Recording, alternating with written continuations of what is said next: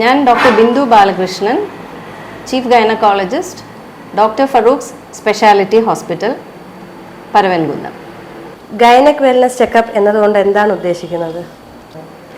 ഇക്കാലത്ത് breast cancer, ഗർഭാശയ cancer എന്നിവ സ്ത്രീകളിൽ വളരെ അധികമായി കണ്ടുവരുന്നുണ്ട്.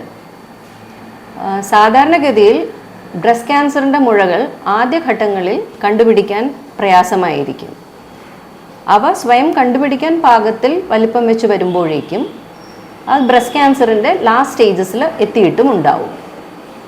അതുപോലെ 40 വയസ്സ് കഴിഞ്ഞ സ്ത്രീകളിൽ അമിതമായ രക്തസ്രാവം അല്ലെങ്കിൽ മാസക്കുള്ളി കഴിഞ്ഞ ഒരാളിൽ കാണുന്ന രക്തസ്രാവം എന്നിവ ഗർഭാശയ ക്യാൻസറിൻ്റെ ആദ്യ ലക്ഷണങ്ങളാവാം.